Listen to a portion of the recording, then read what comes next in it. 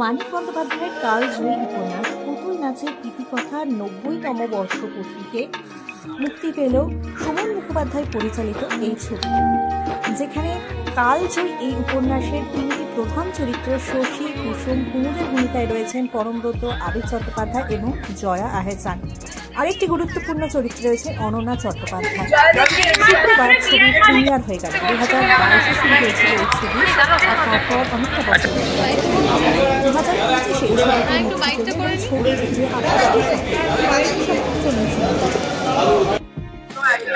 দুটো অনেকদিনের অপেক্ষা। অবশ্যই পুতুল নাচের ইতিকথা আরেকটু আগে শুট করা, 2022 সালে শুট করা। তবে পুতুল নাচের ইতিকথা যে শুট সেগুলো আমরা আগে পেয়েছি, ইফিতে প্রশংসিত হয়েছিল এবং সেখানে ফিল্ম ল্যাবে গেছিল, তারপরে রটারডামের মতো প্রেস্টিজিয়াস ফিল্ম ফেস্টিভ্যালে কম্পিটিশন সেকশনে গেছিল। তবে অপেক্ষাটা দীর্ঘ হচ্ছিল, কারণ আমাদের যারা নিজের দর্শক, যারা বাংলা ছবির দর্শক, তারা আজ থেকে পুতুল নাচের ইতিকথা দেখতে পাবেন। তো আমি সেই জন্য অপেক্ষা করে আছি তাদের মতামত, তাদের কেমন লাগলো মানিক বন্দ্যোপাধ্যায়ের উপন্যাস পুতুল নাচের ইতিকথা, এবং অবশ্যই সুমন মুখোপাধ্যায়ের পরিচালনা, এগুলো তো আছেই। তবে একটা সিনেমা আমার মনে হয় তখনই সফলতা পায় যখন দর্শক সেই ছবি দেখে। খুব স্পেশাল একটা উপন্যাস, কারণ আমি কলকাতা শহরে এসে বাকি চক্রে প্রথম যে উপন্যাসটা পড়েছিলাম সেটা পুতুল নাচের ইতিকথা। লাল, কালো আর সাদা রঙের একটা প্রচ্ছদ ছিল, আমার এখনো মনে আছে। কলেজ স্ট্রিট থেকে কিনে পড়েছিলাম এবং তারপর থেকেই পুতুল নাচ আমাদের অত্যন্ত প্রিয় একটি উপন্যাস। এই উপন্যাস নিয়ে এর আগে অরুণ মুখোপাধ্যায় চেতনাতে নাটক করেছেন, সেই নাটক আমি বারবার দেখেছি, যেখানে অসম্ভব ভালো সমস্ত অভিনেতারা অভিনয় করতেন। বিপ্লবদা করতেন শশীর চরিত্র, তুর্না দাস অভিনয় করতেন, অনিন্দদা অভিনয় করতেন এবং আমাদের সকলের প্রিয় মঞ্চের চাঁদরেল অভিনেত্রী মনীষা দিয়ে অভিনয় করতেন।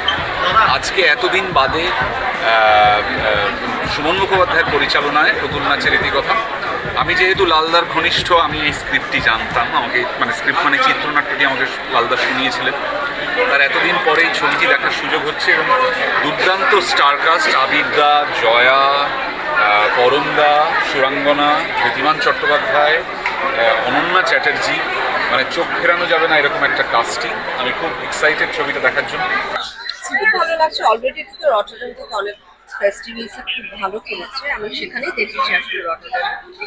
আমার মনে হয় এটা সবচেয়ে বড় ব্যাপার, মানিক বন্দ্যোপাধ্যায়ের বিশেষ করে এই উপন্যাসের ৯০তম বর্ষে এসে এই সিনেমাটি তৈরি হলো।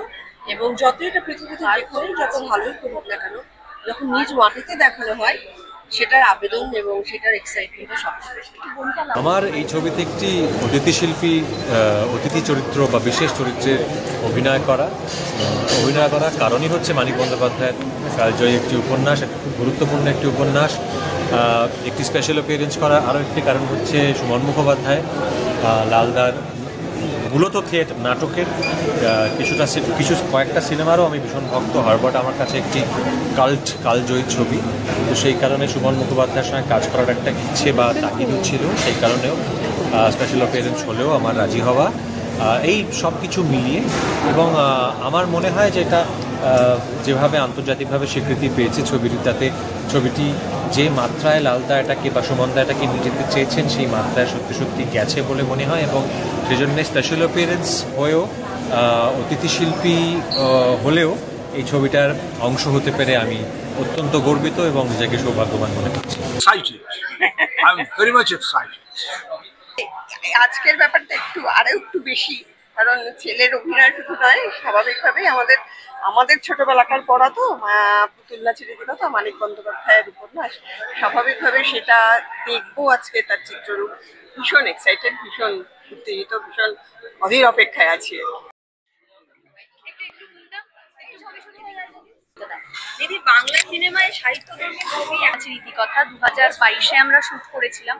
তারপর এখন মুক্তি পাচ্ছে, এতগুলো প্রেস্টিজিয়াস ফিল্ম ফেস্টিভ্যাল ঘুরে ফাইনালি আমাদের ছবিটা এসছে, এখন দর্শকে দেখতে পাবে। আমি এটার জন্যই খুবই এক্সাইটেড আর কি। এবং যে এরকম কাস্টের সঙ্গে কাজ করতে পেরেছি, এটা জীবনে একটা প্রাপ্তি হয়ে থেকে যাবে। এটা হচ্ছে মানিক বন্দ্যোপাধ্যায়ের উপন্যাস, এত নাম করা পুতুল নাচের ইতিকথা আমরা সবাই পড়েছি। এমন দারুণ ড্রামাটিক গল্প এটা সুমন মুখোপাধ্যায় করছেন, যার আমি বিশেষ করে স্টেজের কাজে তো খুবই অনুরাগী, ছবিও ভালো লাগে আমার খুব সুমনের। সুতরাং আমি অনেক প্রত্যাশা নিয়ে ছবিতে পেয়েছি। আমরা ছবি পাচ্ছি না একটু বাদিকে